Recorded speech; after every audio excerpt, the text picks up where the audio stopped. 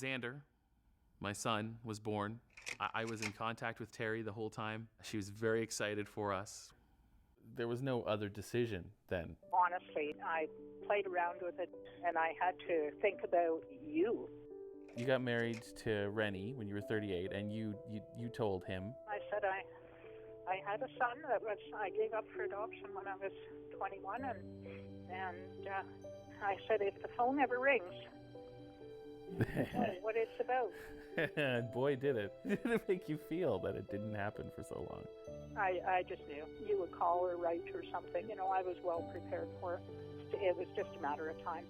And then all of a sudden, you got an entire new part of extended family dumped on your lap. It was actually probably the happiest day of my life. That you were okay, and that you were having a baby, and that you were married, just makes a person feel so good.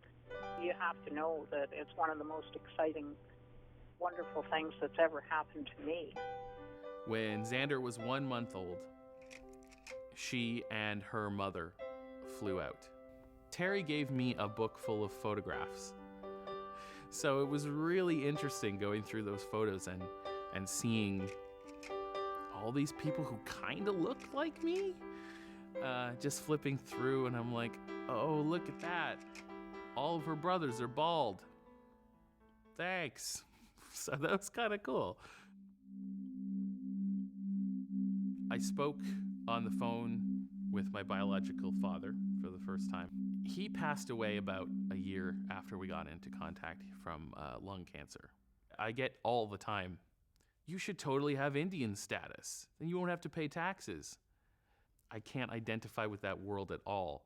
So taking advantage of that would be skeevy.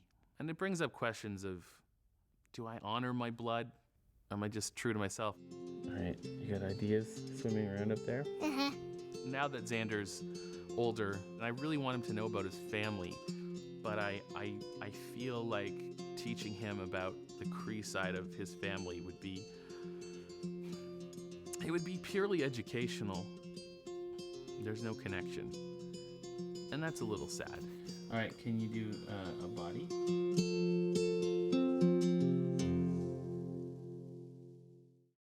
I think it's kind of like reading a book and then going to a movie, how you always read the book and the book's amazing, and then you watch the movie and the movie isn't what your expectations were. This extraordinarily judgmental father figure that I've never met in my mind probably doesn't really exist in real life, and that more than likely it's just me being extraordinarily hard on myself. I think the biggest thing that I've gained from being adopted is knowing that somewhere out there I have a whole new family that I've never met.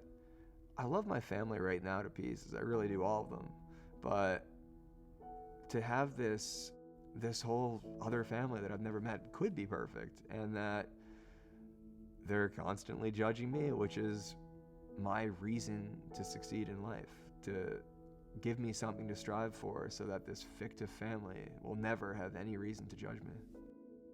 If he wasn't to approve of me who I am today, then maybe he'd like who I am tomorrow. I'm not done becoming who I want to be. I think my whole life is going to be a process that's constantly molding me and changing me into something that's different every day. To this day, I still think that there's a part of me that thinks that this guy, whether I like it or not, or even if I do, might be a lot like me, just because I'm not like my adopted parents, and I'm not like my sister, and I'm not really like any of my family.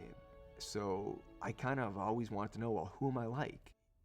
If he didn't meet my expectations, I'd kind of have like a scratch my head moment, I suppose. I mean, I just think about it, I'd be like, well, the classic argument is nature versus nurture. And at that point, I'd be like, well, it's not nature and it's not nurture. So I guess at that point, it would be me.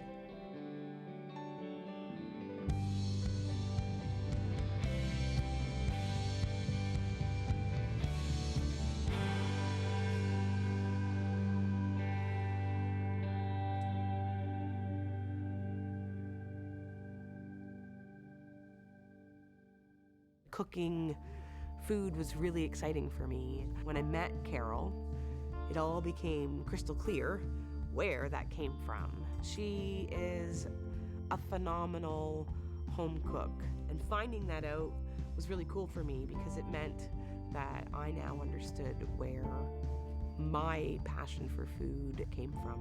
I know my mother didn't cook, and I know Donna doesn't cook, so I'm assuming she got that from me. We have a real shared joy in the kitchen and of entertaining family. Like, to me, food is family.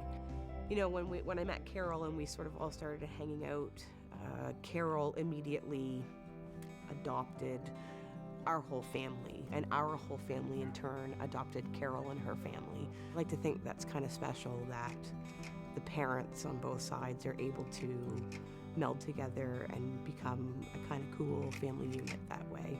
Sometimes people think we're really weird because of who Donna and Bill are. They have brought up both girls, Amanda and Leslie, to know they were adopted, that they were one of the chosen ones, but that there were reasons why they were given up, and it wasn't because they weren't wanted. If it wasn't for them, I don't think we could have the relationship we have now. I can't imagine what it feels like to be, you know, an adopted child that finds a birth family that doesn't make you feel like you belong. The minute I met her, I knew we were family, and not just in the sense that we were blood related, that we were family, and we would continue to be family forever.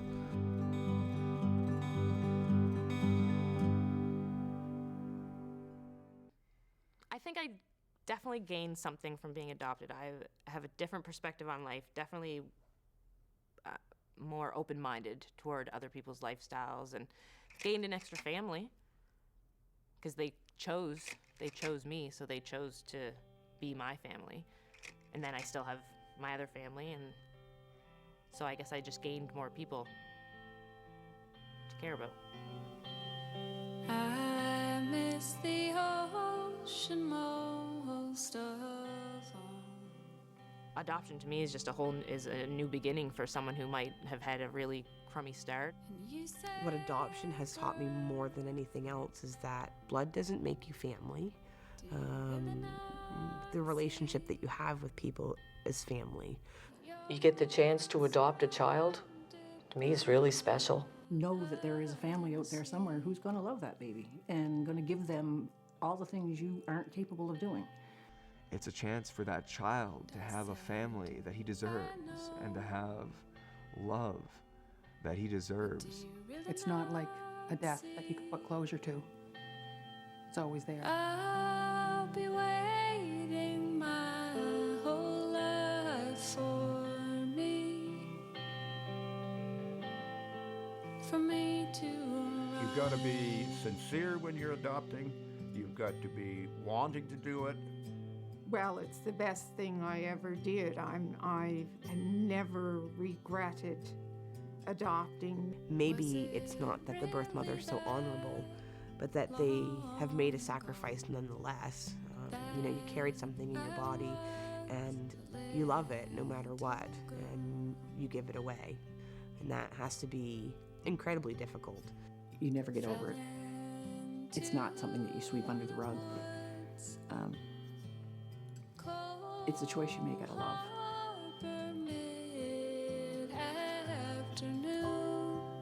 The scar below my right eye to show. The scar below my right eye to show. The scar below my right eye to show. The scar below my right eye to show. The scar below my right eye to show. The scar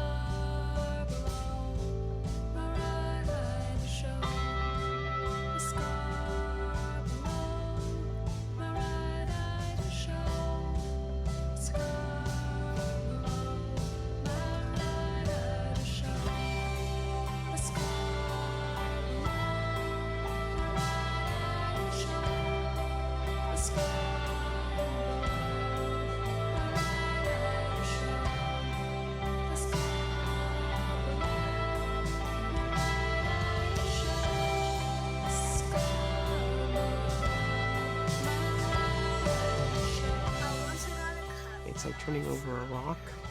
Maybe there's something cool under there, and maybe there's something gross under there, and you're not going to know until you turn it over. It was a second chance, and it's one I can't imagine making, but boy, I'm so glad that she did.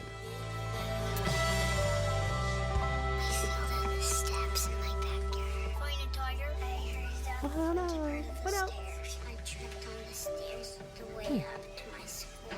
Got spasms sometimes. Find a tiger. My brother stepped on my shoe and I fell down. So there you go. That's my story. Oh my god.